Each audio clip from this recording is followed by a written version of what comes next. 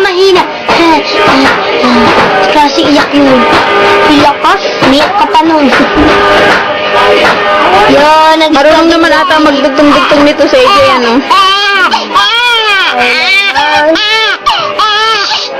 Lika! Lika! Sarap ligo ni Lika! Teka.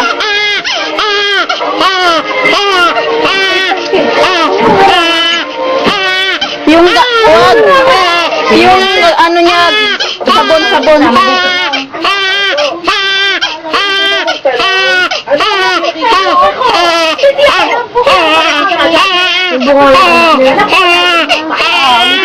Ulitin natin. Wag na, okay na yan. Hindi, madumi naman talaga yung ano niya, yung dila niya. Inuunti-unti ko lang kanina. Mauubos na naman yung ano, di tapos alam mo, pumatak talagang duga, o kawawa naman ikaw, be. Pumatak na luha. Wala, nagdaaloy na. Nagutom. Sinisip-sip. Niya, parang. Kuya, madilim din.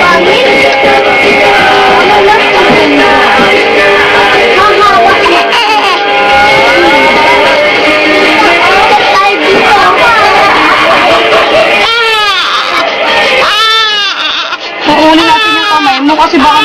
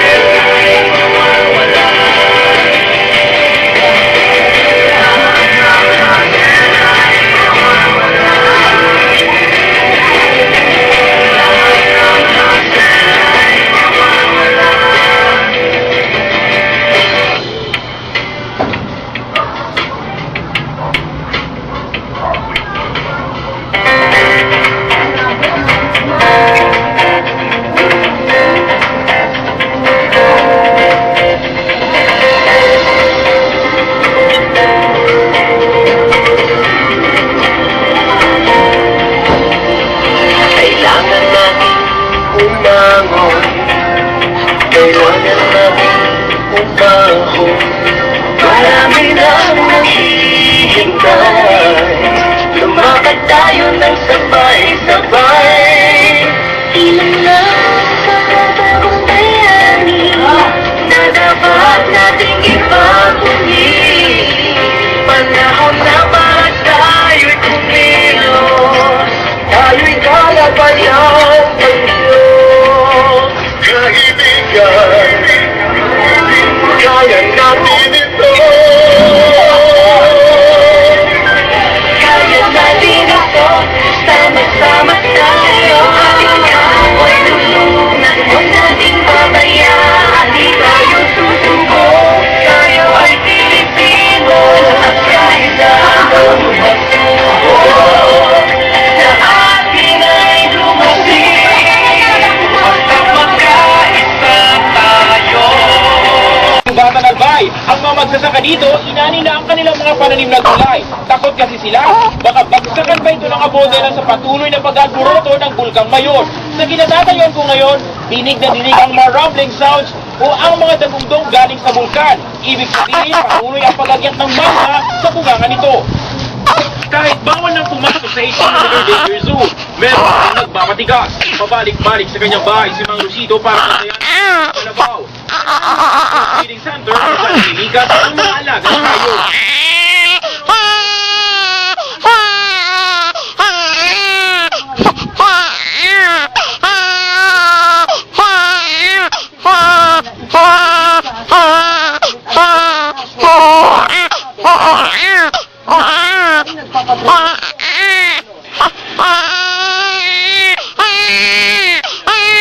Ay, may gatas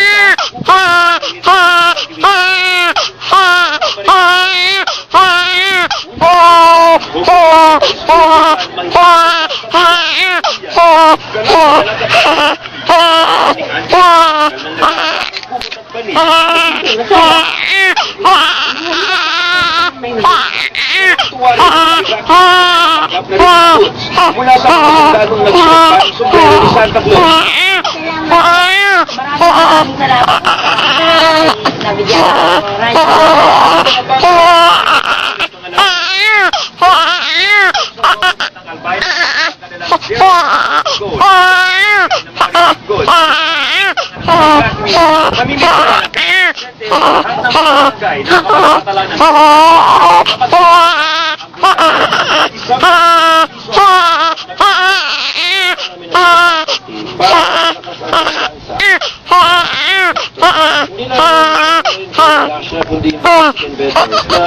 Ituloy nyo lang po yung panginegosyo kahit may eruption.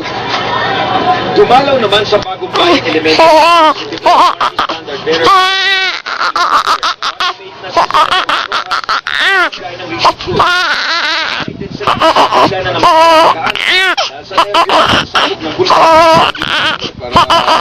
Ipatamasa at Luis, naging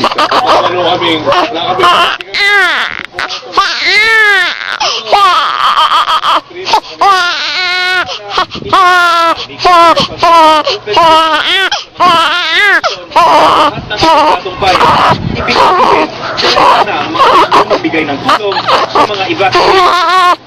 Dominic Alves, Legacy Albay.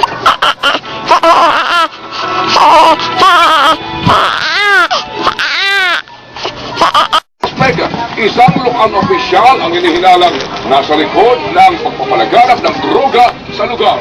Napapatrol, J. Ruiz. Ang naman ang sakong ito, pero pag kinayod, siya po pala. Natukoy ito ng mga ahente ng Philippine Drug Enforcement Agency sa barangay Matawid din.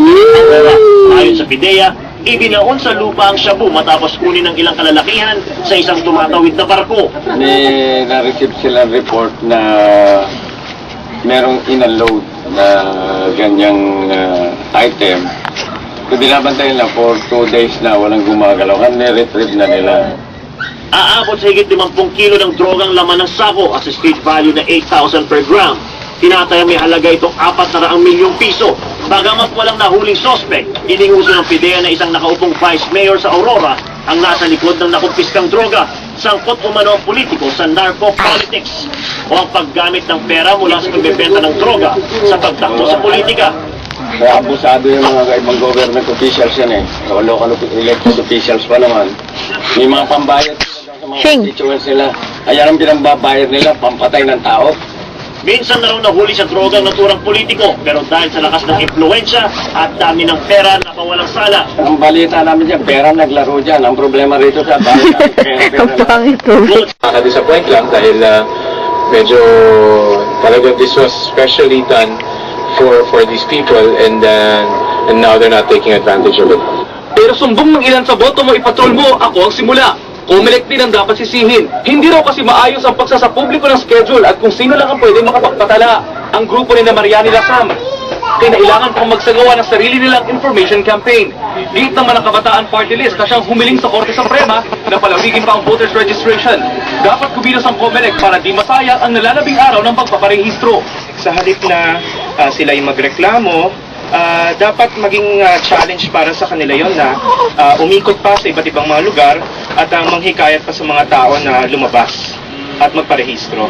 Muling iginiit ng Comelec na ang extended registration ay para lamang sa first-time voters at tatagal hanggang December 23 at December 28 at 29. Inaasahan ang pagdagsa ng mas maraming tao sa mga huling araw ng registration. At sana nga lang daw ayon sa Comelec, marami ang dumagsa kahit sa huling araw man lang ng pagpaparehistro.